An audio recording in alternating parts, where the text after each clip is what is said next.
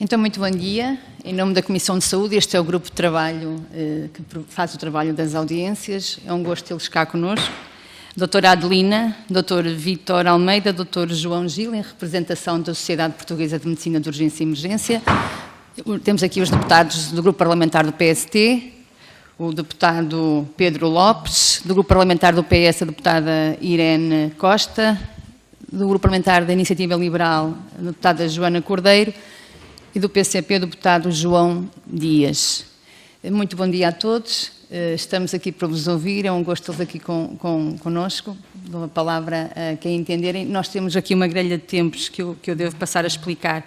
A entidade que pede a audiência tem 10 minutos, depois cada grupo parlamentar até 10 minutos, usa da forma que entender, depois o grupo parlamentar usa da palavra tem 5 minutos e depois no final mais 10 minutos para respostas finais. Querem dividir? Pronto. Vamos tentar, porque nós depois temos outras... Nós depois temos outras audiências também a seguir, temos de cumprir aqui há algum tempo, está bem? Então têm a palavra. Pronto, muito bom dia. Em primeiro lugar, muito obrigada por nos receberem. Eu vou só apresentar-nos muito rapidamente. Eu sou Adelina Pereira, sou internista e trabalho no Hospital do Porto. O Dr. Vítor Almeida é anestesiologista, vem de Viseu. E o Dr. João Gil é também internista, veio também comigo do Porto. O nosso objetivo hoje aqui era apresentar a nossa sociedade. A Sociedade Portuguesa de Medicina de Urgência e Emergência foi criada apenas há 2 anos. No entanto, nós representamos um grupo vasto de médicos de várias especialidades que desde há muito tempo têm visto a necessidade de criar uma especialidade na área da urgência, da emergência e da catástrofe. A sociedade, como eu disse, que nasceu há 2 anos, neste momento é representante oficial em Portugal da Sociedade Europeia de Medicina de Urgência e Emergência, da IUSEM, somos sócios oficiais e representamos a nível da Europa e defendemos, entre outras coisas, porque o nosso âmbito vai para tudo o que é a formação, a especialização e a segurança, e tudo o que é urgência e emergência, a criação da especialidade como um dos meios para chegarmos a esses objetivos. A medicina de urgência e emergência, como disse, é uma especialidade que se baseia muito nas competências da prevenção e diagnóstico muito do doente agudo, em todas as faixas etárias, porque achamos que é uma falha importante que temos ao longo da nossa formação e depois no trabalho que desenvolvemos, esta área do trabalho do doente crítico. Ok. Pode andar para a frente. Ok. Este é um slide que eu penso que muitos de vocês provavelmente já conhecem, porque tem sido divulgado recentemente. Portugal é o país da OCDE que tem uma maior taxa de pessoas que recorrem aos serviços de urgência, logo seguido da Espanha. Os serviços de urgência são serviços com particularidades conhecidas, que trabalham 24 horas, 7 dias sempre e todos os dias do ano. E a razão, digamos assim, de nós acharmos que é fundamental termos uma área de formação diferenciada em urgência e emergência é esta. Isto é aquilo que se passa nos nossos serviços de urgência. O doente vem à urgência, é triado, é visto, eu pus aqui médicos de urgência geral, porque neste momento aquilo que existe é que o doente, quando vem à urgência, no primeiro atendimento, é visto por um grupo de médicos que têm formação diversa, alguns acabam a licenciatura, não têm formação, não têm especialidade, outros são médicos com as mais diferentes especialidades, portanto eu pus urgência geral. E existe um segundo atendimento ainda, que é o das especialidades. Qual é o problema? É que cerca de 90%, e os dados que eu pus ali, aquele do SNS, da plataforma Transparência, eu fui buscar de junho, porque junho não está, de maio, perdão, os outros não estão disponíveis na plataforma, mas aquilo é a média do número de episódios que existe por ano, por dia, perdão, num serviço de urgência. Vai entre os 14.000 e os 20 e tal mil. Eu escolhi este dia porque é mais ou menos a média dos 19.000 episódios de urgência de pessoas que recorrem todos os dias aos serviços de urgência e são, digamos, atendidos e observados por estes médicos de formação geral. Nós achamos que deve haver, obviamente, para um atendimento diferenciado de tão vasto gama de população, pessoas com formação nesta área, por várias razões.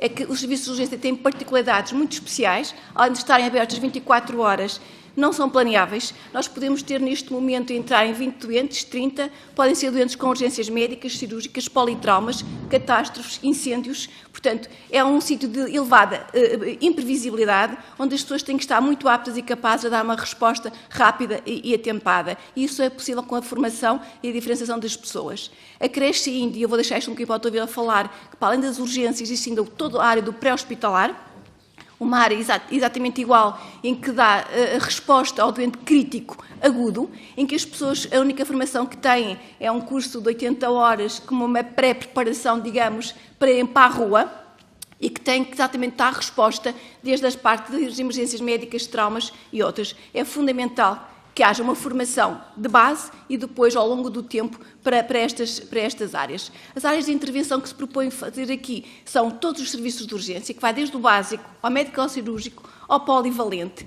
e que são muitos ainda em Portugal, a área da emergência pré-hospitalar, a área da catástrofe, e agora com os incêndios voltamos a falar, porque ainda antes de ontem tivemos que voltar a tirar recursos e a reformular escalas para os meios que estão a dar apoio exatamente neste momento. É uma área de imprevisibilidade.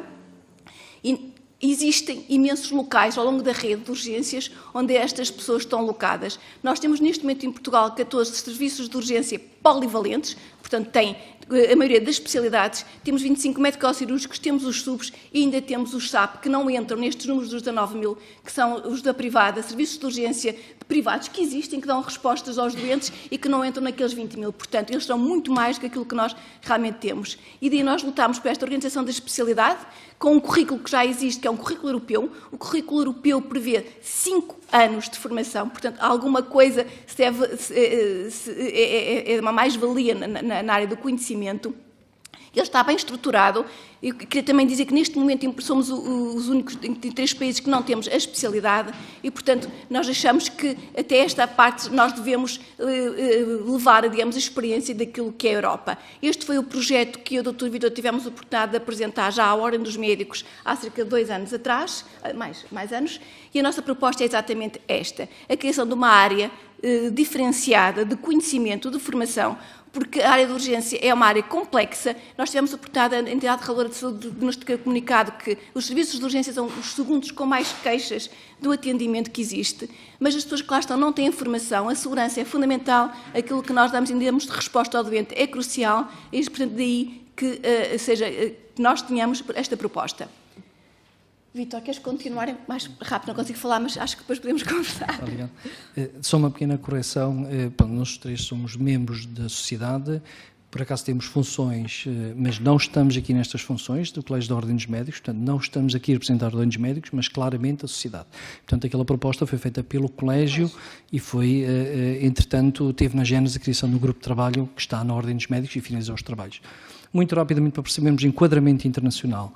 Esta especialidade não é nova, como se ouve dizer, não é. Esta especialidade existe desde a década de 70, começou nos países anglo-saxónicos e expandiu rapidamente para todo o mundo, e neste momento temos este mapa que vocês vão poder ver, e que praticamente na Europa, na União Europeia, 27 países já têm, 4 não a têm, de quais uma delas não a tem parcialmente. A Espanha, que é o grande exemplo, nós estivemos a participar no Congresso Espanhol agora em Vigo, tivemos 3.000 representantes espanhóis presentes, os portugueses colaboraram no Congresso Espanhol, fomos convidados por eles para fazer a parceria com eles, e de facto os espanhóis já têm a especialidade no setor militar. O setor militar tem uma ordem separada da outra estrutura da civil. O civil, com a experiência que já teve, já formou os primeiros internos e que está a funcionar. Aliás, este tem uma brigada de socorro que tem vindo até para os fogos para Portugal com essas equipas. E, portanto, os espanhóis já têm a especialidade e vão avançar este ano, por decreto de lei, estão à espera só de enquadrar a parte juridicamente para a especialidade também na Espanha. Portanto, neste momento, todos os países, seja do Norte ou do Sul, têm a especialidade. Este é o mapa mundial, portanto, nós vemos claramente os países da OCDE, todos têm a especialidade de medicina de urgência. Todos. Sem exceção praticamente, e portanto Portugal está de facto fora daquilo que o circuito, e o Norte da África também tem. E portanto o que é que nós vemos? É que para além dos países com um desenvolvimento humano muito alto, como Canadá, Noruega, Suécia, terem implementado o porque via mais-valia, até países médio e alto desenvolvimento como Índia, Turquia, Brasil, México, já têm, e as nações subdesenvolvidas, ou ditas subdesenvolvidas, também já implementaram a sociedade, porque até esses países que são pobres perceberam a mais-valia desta sociedade, formativa e até do ponto de vista económico e de planeamento de saúde. E, portanto, na Europa, claramente, uma tendência massiva de especialização nesta área. 27 países já têm. Portugal, como disse, é uma exceção. Este é o mapa último que nós temos. Nós vemos a Áustria aqui com problema, Espanha, Portugal e o Chipre. Portanto, são os 4 países que oficialmente ainda não implementaram. Como disse, a Espanha parcialmente já implementou. A Adelina já falou disso. Há aqui um item que eu gostava também de referir, que ameaça NRBQ, terrorismo e medicina tática. Efetivamente, em fevereiro mudou o mundo, não é? Nós ficámos a perceber que, de facto, a capacidade de resposta das sociedades envolvidas tem que ser diferente. Nós temos tido contato com os colegas ucranianos e eles perceberam, porque eles tiveram esta dificuldade também com as sociedades, estão só agora a desenvolvê-la, o vazio que havia formativo. E nós estamos a apoiá-los, inclusive, na formação neste momento. Portanto, a necessidade absoluta de preparar para o risco biológico, para aquilo que são os terremotos, para aquilo que são as ameaças terroristas, etc. Nenhum currículo português de especialidade tem este item no currículo europeu da medicina de urgência e emergência, tem estes itens. Portanto, é uma questão de segurança nacional também, como é evidente. Não é? Portanto, temos que liderar a crise, os fogos são um bom exemplo disso. Diretiva europeia não a cumprimos. Portugal está fora de livre circulação daquilo que é os médicos desta sociedade, porque não a temos. Portanto, nenhum médico estrangeiro com a sociedade pode vir trabalhar para Portugal com este título, porque ele não existe, como nós também não poderemos, de facto, depois integrar as equipas deles. Também estamos quase a concluir. O quê? Qual é o risco? Nós temos muitos médicos jovens, temos identificados, que vão para o estrangeiro a fazer o internato e ficam lá. São os mais motivados que podiam fazer urgência em Portugal. Os mais motivados, estamos a perdê-los. E é pena, porque de facto os médicos mais novos são a favor. Curiosamente, a grande aversão a esta especialidade nasce dos grupos que até já nem exercem na especialidade, que é curioso. Portanto, a resistência à mudança vem sobretudo daí. Portanto, livre circulação, como já disse, está limitada. A rede, está aqui o mapa. Portanto, o que é importante? Nós neste momento não temos equidade territorial. O médico do Serviço de Urgência Básica, neste momento, eu sou de Arganil, Pampilhosa da Serra, que é uma zona do interior, trabalho em Viseu, faço helicóptero naquela zona, conheço bem o interior, aliás vou de norte a sul, como sabem. O INEM está a cobrir aqueles territórios todos e a tentar tapar os buracos com as equipas que temos e que estamos limitados também. A verdade é que grande parte daqueles serviços de urgência básica são neste momento, digamos, a força laboral que está presente, em grande parte são médicos de facto que estão a trabalhar através de empresas ou por uma contratação e não são especialistas. Portanto, há aqui uma assimetria gritante e extremamente perigosa. Perigoso porquê? Porque, de facto, quando está no interior sem centro de deviação, a chegada até um hospital útil pode demorar 1 hora até mais. E com o fecho de algumas urgências, nós temos visto, ao serviço como a ortopedia, etc., por exemplo, a guarda. Enquanto na cidade, se for preciso uma ambulância, consegue transportar o doente em 5 minutos para o hospital. Portanto, sobretudo naquilo que é o interior, as zonas mais favorecidas desta sociedade, é extremamente importante e não existe. Portanto, é uma questão de equidade territorial. Áreas de atuação já vimos, não vale a pena explicar muito, acho que isto é claríssimo, são imagens do fogo de 2017 em Viseu, quando fizemos o atendimento e que funcionou muito bem em Viseu, devo dizer, e depois tudo aquilo que são as missões humanitárias. Nós estamos a enviar equipas, como fizemos o EBLA na altura com o INEM, e estágios com outros países, etc., mas de facto são sempre médicos sem uma formação especializada nesta área. Pediatria, o que é importante aqui?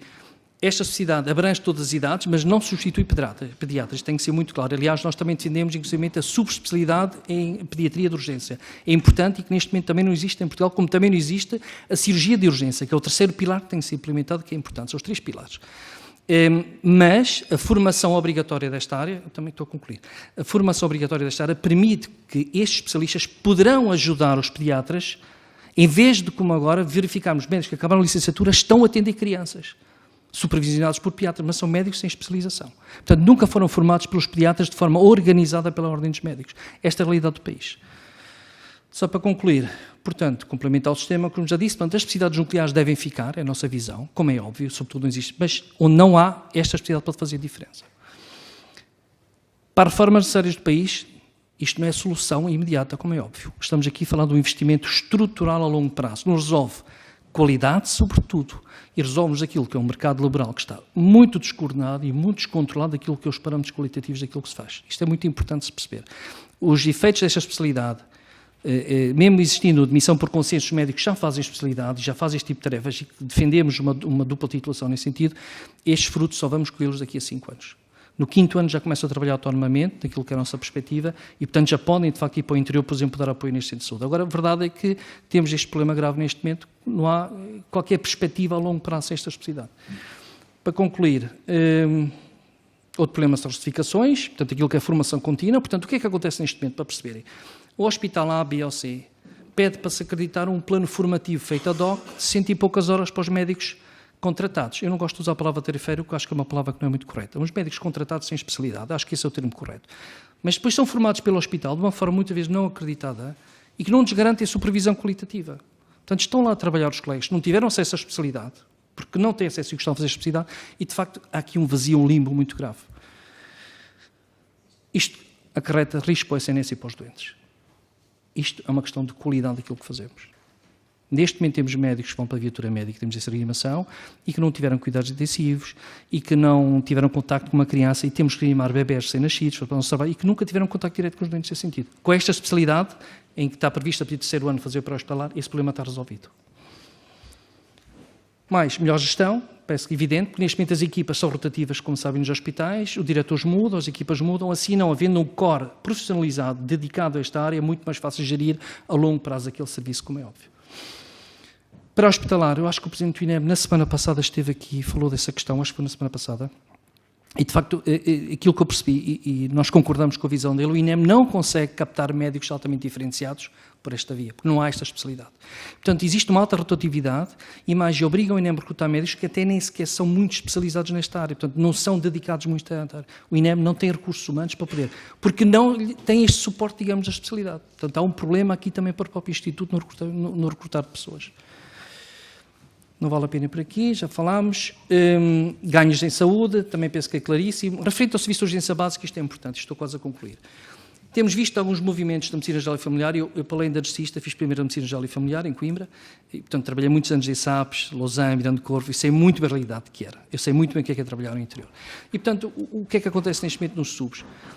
Neste momento, há quase como um divórcio da medicina familiar com esta medicina de urgência nos subs. Nós sentimos isso.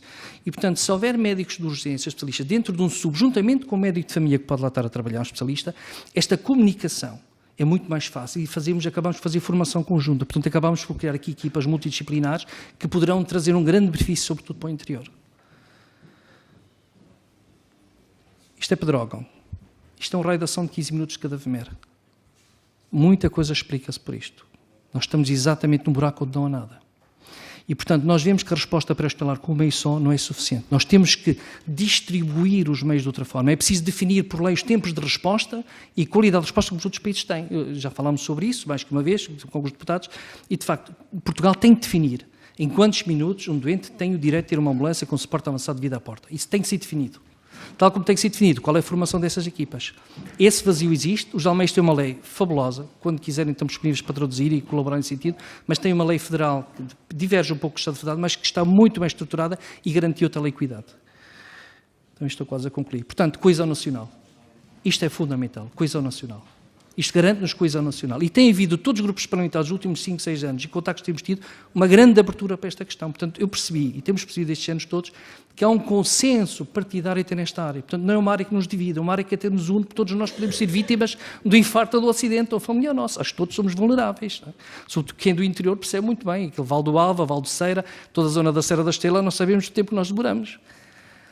Pressuposto, só para concluir. O que é que defendemos? Primeiro, um currículo europeu com matriz, adaptado à linha nacional. Essa proposta já foi apresentada ao Conselho Nacional da Ordem dos Médicos. Portanto, o nosso bastonário, que tem tido uma conduta muito correta na discussão, e na semana passada assumiu efetivamente que defende a sociedade pela qualidade de trás. Ele foi muito claro nesse sentido, e que esse plano formativo está feito, a proposta, que será evidentemente dentro da ordem a ser discutido, 5 anos de internato, organizado e distribuído pelas áreas de várias áreas de especialidades. Admissão por consenso, como é evidente.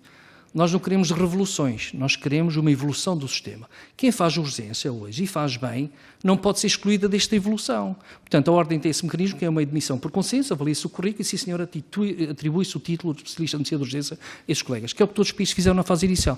E esses formadores serão os primeiros médicos depois a formar a nova geração. Assim garante-se uma continuidade, não há uma revolução, mas há uma evolução natural das coisas. Terceiro, fase de transição alargada, como já dissemos, eventualmente 2 anos de formação complementar para algumas sociedades que queiram evoluir nesse sentido, porque pode ser necessário nesse sentido. Israel fez esse modelo, os israelitas tiveram esse problema e acabaram por ir por essa via. Quarto, é preciso pensar pela definição daquilo que são as leis dos 55 anos de deixar de fazer urgências. Portanto, nós temos que arranjar mecanismos que tornem este trabalho atrativo. O burnout foi muito discutido. O burnout é igual em todas as especialidades. Tem muito a ver mais com a organização laboral, não tem a ver com aquilo que nós fazemos. A gente, quando gosta de fazer uma coisa, não tem muito burnout, a não ser que as condições de trabalho sejam muito más. Portanto, seja como for, é preciso discutir aqui, ou se queremos uma reforma antecipada para estes colegas, outros mecanismos que devemos pensar. O legislador deve pensar de soluções para este tipo de médicos que trabalham na urgência e também da urgência interna. Atenção, não é só os colegas que estão no serviço de urgência, intensiva, bloco operatório e por aí fora. Era o último slide. Portanto, isto é meio complementar nos SUs. Neste momento temos grande parte da carga laboral feita por médicos não especializados, contratados fora do SNS. E isto é errado. O caminho deve ser especialização. Se formarmos 100 a 120 médicos por ano, reduzimos custos, garantimos qualidade e criamos escola para o futuro. Quadros próprios. É evidente, sobretudo na área de emergência pré-hospitalar. Nós, neste momento, temos um fenómeno que é curioso. Temos outra vez viaturas médicas paradas, que é algo que já não tínhamos. E o que é que nós verificamos? É que estes médicos que fazem o médico também têm que estar no hospital. E os hospitais, as administrações, em vez de retirar o médico do seu serviço do hospital, onde está a trabalhar, como a lei diz, de colocá-lo numa viatura médica, não faz. Porque não consegue esticar mais neste momento a manta. Isso é um problema grave que temos que resolver. A especificidade resolve este problema. Pronto, e desculpem lá o tempo, mas 10 minutos não foi fácil. Muito obrigada. Estes documentos já estão na posse dos serviços, depois vão ser distribuídos pelos senhores deputados. Os senhores deputados não se opuseram. Ia dar a palavra ao deputado parlamentar do PCP por uma questão da agenda dele próprio, se não houver oposição. Faz favor, senhor deputado. Muito obrigado, senhora deputada coordenadora Susana Correia. Quero cumprimentar os representantes da Sociedade Portuguesa de Medicina de Urgência e Emergência e também felicitá-los pela recém-criada sociedade. Naturalmente tem um desafio bastante significativo e grande pela frente. É uma área bastante apelativa para muitos dos profissionais, mas acima de tudo é uma área muito importante para a nossa população nos cuidados e na assistência que é necessária. Estamos a falar de uma área que é bastante abrangente. Muitas das vezes tem-se a apreciação e a ideia de que é apenas uma questão que se vive dentro da urgência do edifício, do hospital. Ela tem uma componente pré-hospitalar, tem uma componente hospitalar, mas também tem uma componente inter-hospitalar que muitas das vezes é descuidada e que são recursos que muitas das vezes não estão devidamente acautelados, nomeadamente a questão do inter-hospitalar, que fica muitas das vezes numa situação de segundo plano e tanto mais que agora, até por aquilo que é a ideia que o Governo vem criar da necessidade de ter uma rede inter-hospitalar que permita gerir melhor os recursos da rede hospitalar de urgências, importa que quando e sempre, toda a vez e hora que é preciso transportar entre hospitais, entre os serviços, utentes, eles vão devidamente acompanhados e nós sabemos o quanto eles muitas das vezes vão acompanhados com carência de profissionais ou com profissionais que precisaria de maior diferenciação e vão com menor diferenciação. Portanto, nesse sentido, tem um desafio muito grande. Relativamente à questão que aqui nos trazem no essencial, tem a ver com a especialidade em medicina de urgência e emergência, percebemos a importância, aquilo que o PCP tem a colocar é que de facto é necessário para o país, para a nossa população e corresponder à necessidade de garantir que o nosso país tem uma abrangência e uma cobertura e que não fica nenhuma da população fora desta valência, então entendemos que deve ser feita esse caminho. Para nós, não é a referência mais importante se existe ou não existe noutros países. O que é importante é que, se ela faz sentido para Portugal, ela que seja aplicada. Porque muitas das vezes adotar modelos de outros países para a nossa realidade, de realidades completamente diferentes, de contextos culturais, até de práticas clínicas completamente diferentes. Eu sei o quanto os nossos profissionais de saúde são valorizados quando vão para outros países. Porquê? Porque têm uma característica em termos da sua forma de estar, de exercer a sua atividade clínica, da sua formação. É toda uma diferença total. E a isso, muitas das vezes, é difícil importar ipsis verbis modelos. É preciso ajustá-los à nossa realidade cultural, da população, do território, daquilo que são a abrangência e a cobertura hospitalar, de respostas hospitalares. Tudo isso é importante ter em consideração. Portanto, a nós o que nos importa é se é necessária à população, então vamos por aí.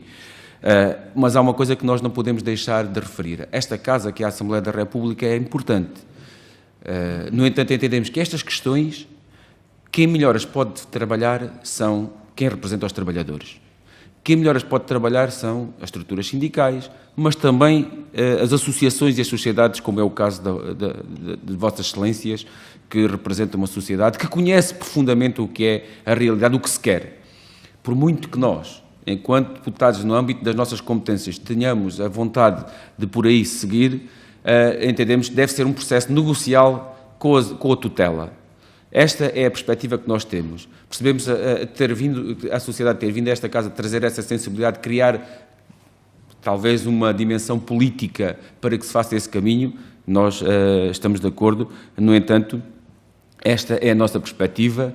só o Governo, nas suas estruturas e na negociação com as estruturas sindicais, com as entidades que representam estas áreas, a própria Ordem dos Médicos e outras ordens, porque acredito que esta sociedade portuguesa também poderá ter aqui uma ligação, interligação e interpersonal. Ninguém trabalha sozinho nas instituições. E, portanto, deixar aqui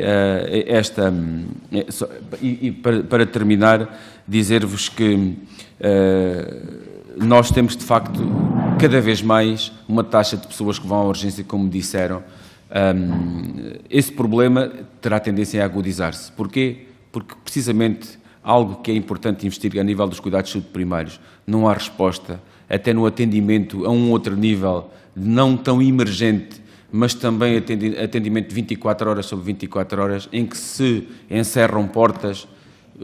Estou a falar dos SAPs, estou a falar as SUBs, respondem com algumas dificuldades, mas a verdade é que acaba por se fazer com que a população tenha que ir utilizar recursos, muitas das vezes, e esta é a preocupação, e que certamente será a preocupação de Vossas Excelências, que é utilizar recursos diferenciados quando poderiam estar a servir precisamente as situações mais exigentes, mais difíceis, mais complexas, muitas das vezes são consumidos recursos com situações menos complexas, mais simples e que poderiam ter outro atendimento menos diferenciado. E por isso quero-vos deixar aqui esta palavra e pedir-vos a vossa compreensão, e vou ter que sair. De qualquer das formas, vou ouvir a resposta a estas situações que aqui coloquei relativamente à situação. Só deixar uma questão, relativamente aos médicos indiferenciados. A melhor maneira e a mais rápida de termos médicos especialistas é aproveitar estes médicos indiferenciados. Estes médicos sem especialidade é a forma mais rápida daqui por 2 anos termos especialistas. Era só o que eu queria dizer. Muito obrigado. Obrigada, Sr. Deputado. Depois, no final, vão intervir todos. Passo a palavra à Sra. Deputada do Partido Socialista, Irene Costa. Bom dia. Cumprimentar a deputada coordenadora Susana Correia, senhoras e senhores deputados, cumprimentar os presentes, desejando as boas-vindas, doutora Adelina, doutor Vítor e doutor João. O Ministério da Saúde definiu na sua estratégia no âmbito do Orçamento de Estado para 2022 a recuperação dos serviços públicos e uma aposta clara na sua melhoria, designadamente no que respeita ao Serviço Nacional de Saúde. Os tempos recentes e a atual situação das urgências tornaram ainda mais premente uma reflexão contínua e atualizada da rede de serviços do SNS, serviço que inegavelmente constitui uma proteção social para todas as pessoas. É, pois, assim importante ouvir os intervenientes que trabalham na saúde, aqueles que trabalham no terreno e que conhecem bem a realidade, que a conhecem de perto, aqueles que conhecem o sistema e que possam contribuir para a obtenção de ganhos de eficiência e eficácia no sistema de saúde. Sabemos também que o Ministério da Saúde já citou algumas diligências, designadamente com a Ordem dos Médicos, para discutir a possibilidade de criar a especialidade de Medicina de Urgência. Sabemos que é consensual que a existência da especialidade de Medicina de Urgência não vem resolver os problemas que estão a ocorrer nas urgências, mas que é dito que a mesma poderá vir a ser um contributo muito importante, um efeito muito positivo na qualidade dos serviços de urgência. No entanto, sabemos que entre as diversas especialidades não é consensual o surgimento desta especialidade, defendendo-se um reforço ou uma formação específica nas especialidades já existentes.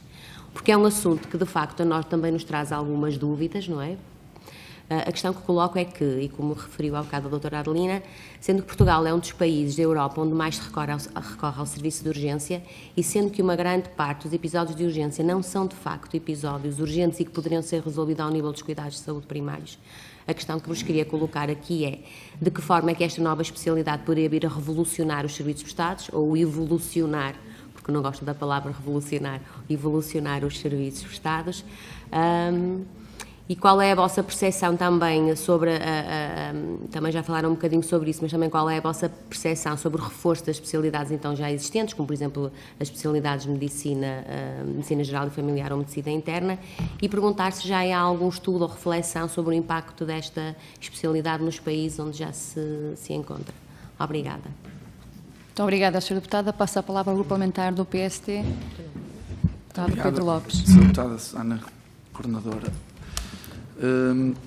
Queria cumprimentar a doutora Adelina, o doutor Vítor Almeida e o doutor João Gil pela presença e fazer aqui um registro de interesses interessante, que é o facto de eu ser médico e já ter trabalhado na urgência e, portanto, perceber muito daquilo que são os vossos anseios. Esta especialidade já se fala há muitos anos. Eu, quando comecei a trabalhar na urgência, reparei que é um serviço pesado, um serviço imprevisível, um serviço a quem as pessoas, que os doentes procuram para ter, às vezes, uma resposta de uma coisa simples, mas a falta de tantas coisas, e até a falta de literacia, a falta de cuidados de saúde primários, a falta de tantas outras coisas, provoca muitas vezes que o doente se desloca à urgência para resolver problemas simples. O que torna a urgência um lugar difícil de trabalhar, um lugar que é saturante, um lugar que é pouco apelativo e implica uma rotação de médicos. Normalmente caem lá os médicos que a doutora Adelina falou, que qualificou como urgência geral, mas que sabemos que são médicos indiferenciados, são médicos que acabaram a especialidade e deixaram de trabalhar no SNS, porque as condições não eram apelativas, ou porque não tiveram vaga, ou porque não queriam continuar e quiseram um projeto diferente. E depois também porque há médicos que gostam mesmo da urgência e da emergência. E é aqui a pedra salutar da questão, é que ao longo deste tempo eu fui contactando com pessoas que gostavam desta especialidade. E nós temos vindo a acompanhar as palavras do seu bastonário, que ainda recentemente, como disseram na semana passada, falou sobre esta especialidade, disse que era, quase que se comentou a favor da especialidade, o que me pareceu até positivo para vocês. Já temos também uma petição de 1.200 médicos, das quais conheço muitos, que até me enviaram para assinar a petição. 1.600, pronto, 1.600 ainda... Portanto, temos uma petição de 1.200 médicos que reconhecem a necessidade da criação. Mas depois esbarramos aqui num dilema que eu queria confrontá-los e nunca vou aqui tomar posição, apesar de a ter. Tenho a minha posição sobre isto e o PSD também terá, e agora tem uma liderança nova e terá certamente uma opinião mais firme sobre isto, mas neste momento interessa-nos escrutinar, perceber bem aquilo que pode alcançar esta especialidade, portanto, interessa-nos esmiuçar a questão. Mas o que eu estava a dizer, esbarramos aqui às vezes no papel da Ordem. A Ordem parece que é a favor, mas depois, foi o comentário recente do bastonário, mas depois, internamente, as coisas não prosseguem e é isso que eu gostava de perceber. O que é que está a faltar? Ou quem é que está a impedir que esta especialidade se crie? Eu ainda ontem estava a pesquisar temas relacionados e chegou-me um artigo de dia 11, quer dizer, de há 3 dias, da Presidente da Sociedade Portuguesa de Medicina Interna. Pronto, não comentando os erros, li com atenção e percebi que nitidamente contra, mas ao mesmo tempo temos colegas, e tem colegas internistas que são completamente a favor, e portanto isto também gera aqui uma dicotomia difícil de explicar. Portanto, porque é que há gente que vai publicamente defender que é totalmente contra, quando depois da mesma classe profissional, do mesmo tipo de trabalho, pessoas que fazem a mesma coisa, defendem uma ideia completamente diferente, e isto é importante também, quer os profissionais, quer as pessoas e o senso comum percebam. Já percebemos também que é uma especialidade que está em toda a Europa e não está em Portugal, que pode uniformizar esta resposta nos SUBs, nos serviços polivalentes, médico-cirúrgicos e também nos SAPs. Falaram muito bem, há muitos SAPs de misericórdias, de privados, que têm médicos que eu acho que se garantiam muito mais segurança ao doente e muito mais qualidade se houvesse aqui uma uniformização daquilo. Mas isto aqui, a questão é essa, é porque é que isto ainda não se resolveu. Porque se fala em qualidade e saúde, não é? Acho que é um tema que cada vez mais se fala, a melhoria contínua, qualidade e saúde, a segurança do doente, estes 3 pilares fundamentais para o exercício, para a prática médica. Depois esbarramos aqui em coisas que a urgência não é definida, a urgência não é medida, ninguém sabe como é que se medem resultados em urgência, ninguém sabe, por exemplo, numa urgência, quantos doentes é que cada médico tem que ver, ou se um está lá a ver muitos, outro está a ver poucos. Há aqui questões que são detalhes, mas que são importantes para depois se conseguir adicionar valor ao problema. Uma questão muito simples relacionada com os profissionais, não é? Falámos disto, a urgência, eu já vou concluir, a urgência é um lugar pouco apelativo e os profissionais têm que ter uma certa aptidão e uma apetência para lá estar, mas depois têm horários a fazer noites, estar toda a noite acordado a ver doentes, que é uma coisa que é complexa, vai exigir também uma reflexão de quem quer propor esta especialidade. E eu queria fazer ainda mais uma pergunta que é relacionada com as unidades de treinamento de curta duração. Eu li alguns artigos em que fala disto. Isto é muito importante. Unidades de treinamento de curta duração. O que é, quem é que lá vai estar, são estes médicos ou não, se isto pode revolucionar também um bocadinho a forma de trabalhar desta especialidade. E depois só uma pincelada final sobre aquilo. O bastonário disse isto textualmente. Este problema não resolve o problema das urgências. Portanto, nós queremos perceber de que forma e com que propostas vocês também têm para que isto possa, de uma forma global, ajudar a fazer uma redefinição das urgências, uma reforma estrutural das urgências, porque isto já não é revisto desde 2007 e é muito importante que isto também seja feito. Muito obrigado. Obrigada, Sr. Deputado. Passo a palavra ao Grupo Parlamentar do Chega, Sr. Deputado Bruno Nunes. Sr. Presidente em exercício, bom dia. Cumprimentar os representantes da Sociedade Portuguesa de Medicina e Urgência e Emergência. Eu quase começava por vos pedir desculpa, não é? Porque parece que os senhores vieram aqui e as primeiras intervenções que ouvimos até agora foi... Bom, isto era importante, era serem os sindicatos a negociar e as associações, o Parlamento não tem nada a ver com isto. Entretanto, ouvimos também que o Ministério também já tem isto praticamente salvaguardado, já existe aqui várias estratégias. Não está nada salvaguardado. Nós temos uma postura clara. Primeiro, concordamos com a vossa posição da criação da carreira. Salientar que eu não sou o titular da pasta da saúde dentro do Chega, a minha parte é da administração pública, o meu colega da saúde não podia estar presente, infelizmente somos só 12, infelizmente para nós, obviamente, e por isso não conseguimos estar em todo o lado e tentamos nos dividir. Foram faladas aqui algumas coisas, nós consideramos, e apesar de passar o mito urbano que o Chega é contra o Serviço Nacional de Saúde, não, nós achamos é que o Serviço Nacional de Saúde está literalmente ligado às máquinas e que precisa urgentemente de ser cuidado. E este problema é um problema estrutural, e quando nós pensamos nas vossas dificuldades, nós percebemos que isto vem a montante, ou seja, o facto das unidades de saúde familiar, dos médicos de família, de não existir uma primeira triagem, muitas vezes nas urgências o que acontece é que à mínima dor deslocam-se às urgências entupindo, e depois vimos o famoso sistema de Manchester acaba por, quando chegamos lá, temos 16 e 18 horas de espera, como ainda acontecia a semana passada no Hospital Beatriz Ângelo. E porque temos também um problema de quem está no serviço de urgências, e falando concretamente na questão hospitalar, que são, na sua maior parte, internistas ou tarefeiros. E o nome é esse, porque o Governo tem desresponsabilizado o seu papel e coloca as tarefas para cima de alguém que o quer fazer. Porque existe um problema estrutural que tem a ver com a forma como as carreiras são remuneradas, da forma como são apelativas e da responsabilidade que existe por parte dos últimos governos em não respeitar os médicos e os profissionais de saúde, o que faz com que tenhamos problemas de pessoal. Há pouco vocês falavam na situação, e na vossa apresentação falavam a situação da GVMER, e nós não conseguimos entender alguma dificuldade que existe, inclusive por parte do INEM, na contratação de profissionais e de os remunerar de uma forma decente. Porque nós sabemos que todos os seguros em Portugal têm uma percentagem que se reverte imediatamente para o INEM e para a emergência. E são cerca de 160 milhões de euros. Esses 160 milhões de euros, que muito do trabalho que deveria estar afeto ao INEM acaba por ser feito pelos bombeiros voluntários, que nos últimos dias vimos que nem tinha tempo para meter gasolina, mas que o que acontece é que essa verba depois nem sequer é transferida para os bombeiros. Portanto, onde é que para este dinheiro? E como é que não é investido em médicos para poder fazer este trabalho? Portanto, nós percebemos que existe, primeiro, uma necessidade de reconhecer a mais-valia que é a vossa profissão e a importância que tem.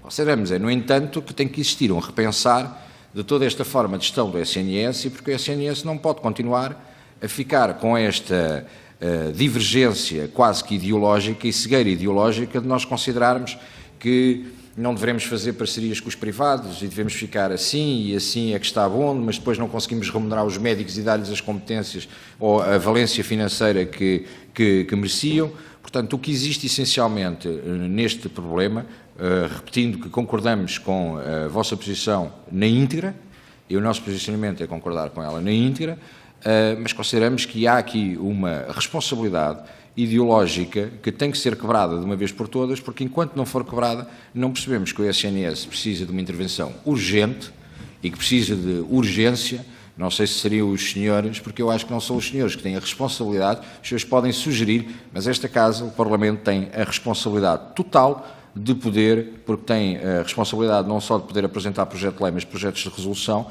onde aconselho o Governo e que faça o Governo cumprir determinadas matérias que até hoje vai assobiando para o lado, não vos respeitando e não respeitando a vossa profissão. Obrigado. Obrigada, Sr. Deputado. Passo a palavra à Sra. Deputada Joana Cordeiro, da Iniciativa Liberal. Obrigada. Gostaria de começar por cumprimentar a Sociedade Portuguesa de Medicina de Urgência e agradecer o vosso pedido de audiência à Comissão de Saúde. É bastante pertinente a vossa presença aqui hoje, não só por todo o caos que temos assistido nos serviços de urgência nos últimos dias, de norte a sul do país, e também porque na semana passada existiu, de facto, uma reunião entre a Ordem dos Médicos e o Ministro da Saúde, precisamente sobre a criação desta especialidade de Medicina de Urgência e Emergência. Segundo as notícias que vieram ao público, o Ministério da Saúde, a ACSS e o INEM terão dado luz verde para a criação desta especialidade, sendo que agora, nos desenvolvimentos futuros, estarão dependentes de votação da Assembleia de Representantes da Ordem dos Médicos e isto deve acontecer em setembro. Neste sentido, o que eu gostava de perguntar é se tem alguma ideia de como é que vai decorrer este processo e gostaria de saber, depois de aprovada a especialidade, quando é que poderiam começar estes internatos, ou seja, quanto tempo demoraria até podermos ter estes especialistas a trabalhar.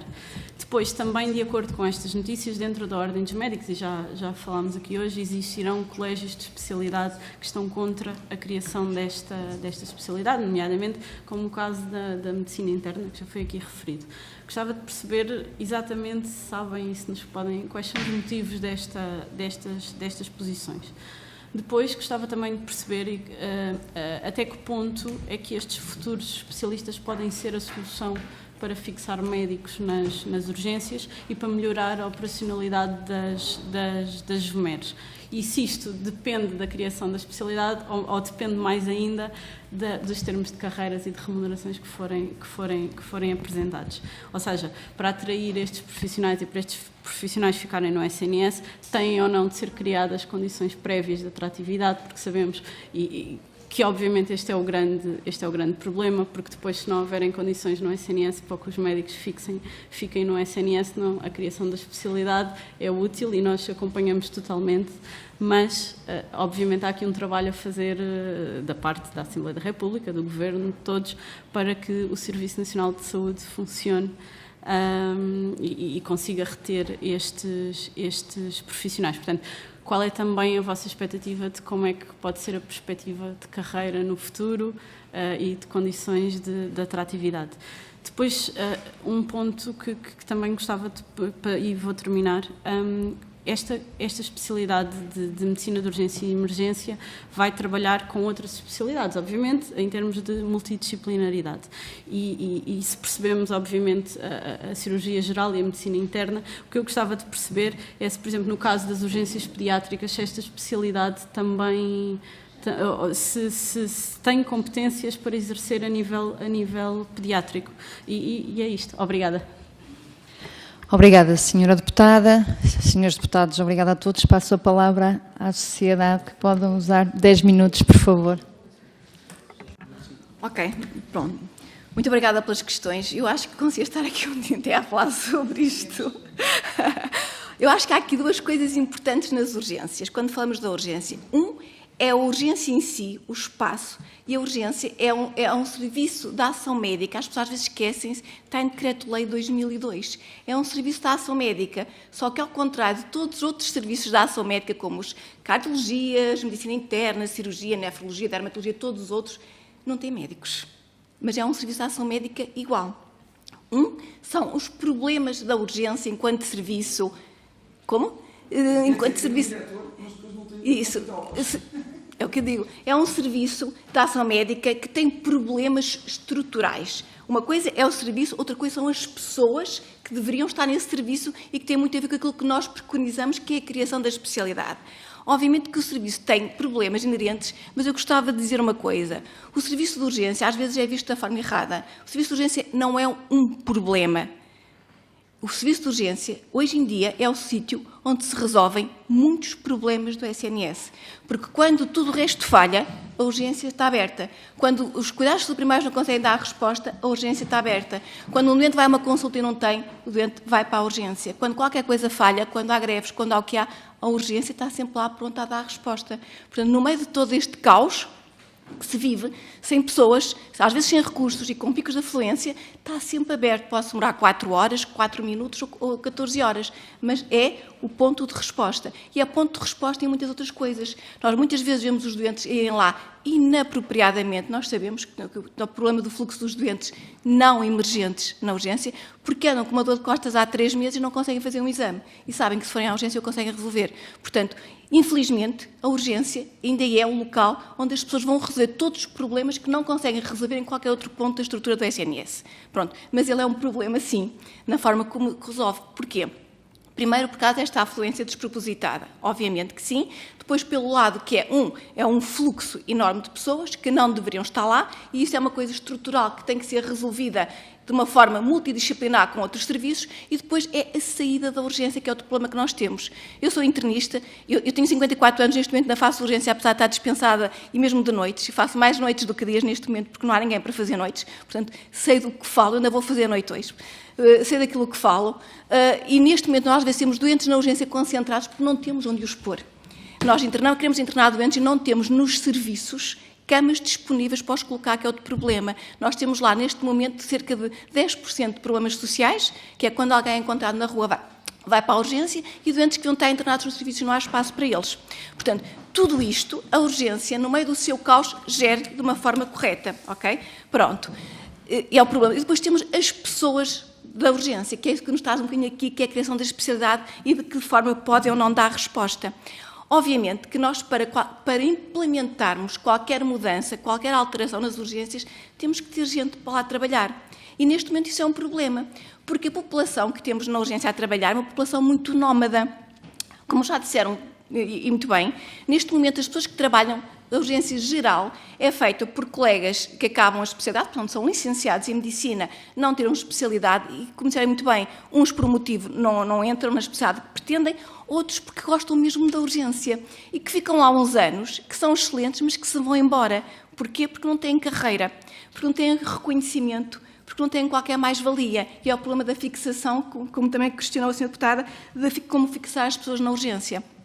E há sempre duas coisas. Uma, sim, é o reconhecimento da motivação e a carreira. As pessoas estão lá 4, 5, 6 anos e depois vêm todos os colegas com quem trabalham na urgência, medicina interna, cirurgia, ortopedia, que até vão crescendo. Hoje são internos, amanhã são especialistas, depois vão para assistentes hospitais graduados, vão progredindo, vão sendo reconhecidos e eles continuam sempre como os médicos da urgência. Não há carreira, não há motivação. E depois é o reconhecimento remuneratório, obviamente. É um trabalho extremamente difícil, é um trabalho muito árduo, porque não temos que responder a todo tipo de solicitações e é muito o decidir no momento. Claro que 80%, eu não direi 80%, a triagem de Manchester classifica como 47% os doentes não urgentes que vão à urgência e que podiam ir para outro local. E é uma coisa que temos que trabalhar. Mas para ser trabalhada, também temos que ter gente na urgência que o saiba fazer. E o que é que está a acontecer neste momento? Os colegas que lá estão são aqueles com menos experiência. E como tem menos experiência, qualquer pessoa que vai à urgência sai de lá com análises, com TAC, com raio-x, com eletrocardiograma, com tudo o que precisa. E resolve o problema todo do SNS. E as pessoas continuam a ir. Mas exatamente por termos diferenciação continuam. Portanto, isto é um problema. Nós temos que ter lá gente diferenciada e que saiba dizer isto não é um problema para resolver aqui, pode ir para outro lado. Mas isto é para ter cuidado. Porque não podemos mandar embora pessoas que precisam de cuidados. Isso só alguém com muita capacidade de triagem, de ver o doente e dizer isto não me cheira bem, como eu costumo dizer. Vamos tê-lo aqui. Isto tem que se aprender, tem que se treinar, tem que se ter formação para triar estes doentes, não é? E incomoda-me quando se quer dizer às pessoas... Ao seu deputado, não vamos fazer... Peço desculpa, eu sei, mas se calhar depois nos faltam oportunidades para continuarmos este debate. Isso é muito grave, porque realmente às vezes nós internamos verdes e azuis. Ao seu deputado, por favor, a sério, vamos lá cumprir. Okay. Mas temos a oportunidade Exatamente. para o debate. E pronto, isto é um problema, até para fazer isto, até para tirar estas 47% de pessoas das urgências, nós temos que ter gente com formação, com confiança e que saiba dizer este fica, este vai. Peço desculpa. Senhores deputados, não estamos num debate, estamos numa audiência e vamos tentar cumprir ao mínimo o que é habitual. Pronto, mas não costumamos fazer isso e sabemos disso todos nós. Obrigada. Sr. Deputado, nós temos os nossos princípios e vamos cumpri-los como habitualmente. E vamos todos cumpri-los. Sr. Deputado, eu penso que não temos dúvidas nenhumas sobre isto. Obrigada. Peço desculpa. Então, portanto, mesmo quando às vezes dizem, quando a urgência estivesse bem organizada, tirávamos 47% das pessoas. É verdade. Eu acho que também caminhamos para lá, mas temos que ter gente com diferenciação, com preparação teórica, com skills técnicos, para dizer exatamente quais são aqueles que eventualmente não precisam de urgência. Porque a mesma situação que aparece, e dor torácica, por exemplo, é uma coisa super frequente, às dores torácicas da ansiedade e aos infartos. E é preciso ter experiência para diferenciar. E as pessoas têm que ter preparação para dizer, este pode ir para casa, estou tranquila nesta dor torácica, este vai ficar. As pessoas não fazem assim só porque, por acaso, atiram ao ar, os que caem em cima, os que caem em baixo, são os que ficam e os que vai. Portanto, triar é muito difícil. E quem lá está tem que ter noção de, quando vê um doente, quais são os que são para ficar ou não. Falou-se da medicina interna da MGF e de outras especialidades. Claro que eu falo especialmente da medicina interna, eu sou internista, por opção, cortei os pulsos logo a seguir, mas pronto, e é verdade, nós temos que ser um bocadinho neste momento escravos, e eu acho que neste momento o problema da medicina interna é o seguinte: quando eu tenho a especialidade há 25 anos atrás, a medicina interna tinha a urgência, tinha a enfermaria, tinha a consulta. Hoje em dia a medicina interna cresceu de uma forma incrível. A medicina interna assegura paliativos, crónicos complexos, as unidades de rápido diagnóstico, assegura consulta externa, hospital de dia, ambulatório e urgência. É impossível. Nós, neste momento, com os médicos que temos no serviço, a nossa preocupação é assegurar a escala de urgência. Lá em cima pode não ficar ninguém nas enfermarias. E depois temos o problema que nós temos mandado para a enfermaria e não há altas. Mas a urgência tem que ficar completa, porque os rastros são para cumprir. E neste momento temos os colegas desgastados com toda a gente. E, portanto, quando o colégio e a sociedade falam que são contra a especialidade, eu peço desculpa pela honestidade. Eu conheço as pessoas, nós conhecemos todos. São pessoas que não fazem urgência, eu conheço todos. É verdade, são pessoas que não fazem urgência, desculpem a minha honestidade, e que nós sabemos que eles têm que fazer as escalas, têm que as cumprir, não estão lá. Na enfermaria vai quem pode, e os doentes ficam lá em cima 3, 4 dias sem muitas vezes passar a visita. E os colegas que fazem diferenciações em coisas como autoimunes, como reumatologia, não têm as consultas, têm que ser fechadas, porque têm que fazer para a urgência. E, portanto, tudo isto depois é uma falácia que leva a que nada funcione, porque está tudo concentrado na urgência. E quando eu falo, por exemplo, os cirurgiões ortopedistas têm 3 cirurgiões, por exemplo, no meu hospital, que é a escala, que são, na minha equipa, é esófago-gástrico e bilopancreático, que são altamente diferenciados, eles fazem 24 horas de urgência, depois são 8 horas para sair de urgência e o horário deles resume-se a 8 horas para irem fazer aquilo que são altamente diferenciados. É uma perda de tempo, é um dispêndio. Portanto, nós não queremos tirá-los, nós queremos é reduzir. Nós queremos ter pessoas que saibam ver uma dor abdominal, que saibam suturar uma cabeça, um pé, uma coisa, que são coisas menores, que o façam bem feito e que saibam dizer, este já ultrapassa a minha competência, eu agora vou ter que chamar o cirurgião, porque eu acho que este doente tem que ir para o bloco, vou ter que chamar a medicina interna, porque este doente tem que ficar internado, tem uma pneumonia que precisa de ficar internado. E é isso que nós queremos, é trabalhar assim, em multidisciplinariedade, libertar as especialidades para irem para aquilo onde elas se diferenciaram. Cirurgia são 6 anos, eles depois fazem diferenciações ainda específicas e não conseguem. E depois as cirurgias estão atrasadas, as consultas estão atrasadas, os ambulatórios estão atrasados. E, portanto, uma coisa é a estrutura que eu não vou debruçar muito, que é a organização da urgência. Só isso dava só uma manhã de conversa, mas nós estamos aqui muito para falar das pessoas e da especialidade. E de que forma é que a especialidade pode ser um contributo para ajudar esta mudança, porque é preciso haver pessoas na urgência para mudar também, para haver alterações organizacionais, e tem que haver pessoas com capacitação técnica, porque é muito difícil decidir. Porque mais fácil é um doente chegar à urgência e internar, não dá trabalho nenhum.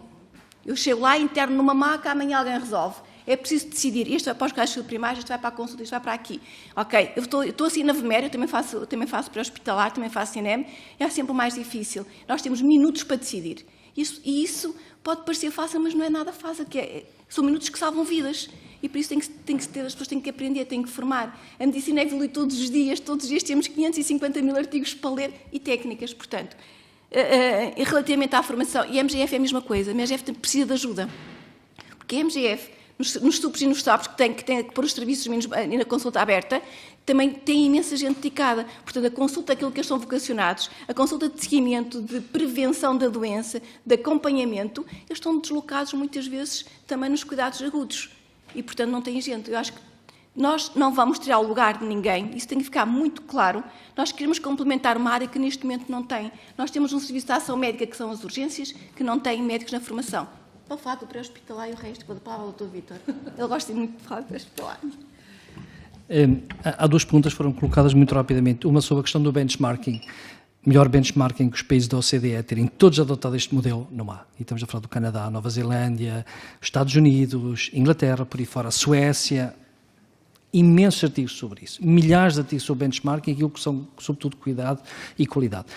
Referente ao artigo, vai haver uma resposta internacional a esse artigo, que, por exemplo, fala que a Espanha não precisa da sociedade porque tem médicos de família suficientes que respondem tudo. O que é em verdade, o rácio dos médicos de família em Espanha é muito inferior à portuguesa, temos mais. Segunda questão referente à medicina familiar espanhola, começaram a colocar centros de saúde só com enfermeiros em Espanha, por falta de médicos de família. Em Madrid, nós tivemos um congresso em Vigo, isso foi muito debatido, tivemos uma mesa só para discutir isso. Portanto, quando o artigo diz que a Espanha não precisa de especificidade porque a MGF resolve tudo e tem menos afluência, viram o gráfico? Espanha tem exatamente o mesmo tipo de afluência como nós. Números astronómicos de urgência. Portanto, esse artigo, para além de tecnicamente incorreto, necessita de uma resposta, vai tê-la internacionalmente, que já está assegurado essa parte. Portanto, depois envio-lhe a cópia. Isto é importante sobre informação e desinformação. Há coisas que têm que ir a polígrafo, já cheguei a essa conclusão. Tem que ir para o livro. Referente à pediatria, a questão seguinte, da parte da Sociedade Portuguesa de Pediatria, grandes apoios, aliás, no grupo de trabalho da Ordem dos Médicos teve uma colega nesse sentido, e aquilo que nós definimos importante, são duas coisas na área da pediatria. Primeiro, é fundamental que se crie a subespecialidade em urgência pediátrica. Isso é importante, Portugal precisa disso. Aliás, é o caminho europeu, mais uma vez. Portanto, para haver, de facto, equipas mais dedicadas a essa área. Segunda questão, os especialistas de medicina de urgência não é para substituir pediatras, mas têm formação. Aliás, se eu estou numa viatura médica e vou para um parto, eu tenho 56 anos, eu também já não devia de fazer, e ando por aí. E, portanto, se eu vou para um parto, eu reanimo bebés. Eu vou para uma criança atropelada de 3 anos, eu tenho que ser capaz de intubar. Eu tenho que saber fazer o controle viário de uma criança atropelada à minha frente. Se eu não fizer, eu sou negligente. E eu, como médico, eu como anestesista, como tenho de facto o contacto de pediatria e fiz a MGF primeiro, se calhar estou mais à vontade do que colegas com a medicina interna, que durante a sua formação praticamente não têm contacto com a pediatria. Como não têm grande contacto, para além dos hospitais mais pequenos, se calhar com o grande queimado, que é de facto a cirurgia que faz muitas vezes a primeira abordagem, e a medicina intensiva que, diga-se de passagem, foi criada contra a vontade da Ordem e foi o Parlamento que a definiu. E hoje ninguém aceitaria que a medicina intensiva, que é um exemplo de formação em Portugal, não fosse especialidade. E foi o Parlamento que a decidiu, porque também aí houve resistências na Ordem. E, portanto, as ordens têm que responder às necessidades das populações. Eu faço parte de um colégio, sou um órgão consultivo. Como disse, não estou aqui num do colégio. Mas os colégios são órgãos consultivos eleitos.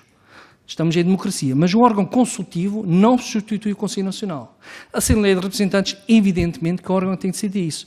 Independentemente disso tudo, deve reinar o bom senso. E para mim, e para nós, como sociedade, o que é bom senso? Por isso é que eu disse, o tema não é a palavra revolução, não é um problema ideológico. Nós não podemos destruir o que está bem. O que está bem, qualitativamente, não podemos destruí-lo. O que temos que é fazer upgrade daquilo que está bem. E, indiscutivelmente, eu discuti isso muitas vezes com o professor Mano Carvalho, de quem sou muito amigo, e com posições diferentes que é internista, mas, claramente, aquilo que sabemos da medicina interna, e eu passei pela medicina interna na minha formação, evidentemente, aquele saber tem que continuar. E por isso é que se a Ordem dos Médicos decidir uma atribuição por consenso, nós podemos fazer isso, aos colegas que já fazem, que têm currículo de vários anos e que têm formação específica de competência em emergência médica, por exemplo, evidentemente que a Ordem dos Médicos deve dizer, sim senhora, faz bem, deve ter o duplo título. Isso é normal, assim nascem as especialidades. Portanto, isso para mim é pacífico. Portanto, não é uma questão de conflito, mas de facto de consensos. Referente a resistências, eu penso que o ser humano é assim, as resistências existem sempre quando há uma mudança, há resistências. E de facto, há uma evolução clara, e o que é que nós vemos? Que a tendência dos mais novos, independentemente disso, não há dúvida sobre se querem a especialidade.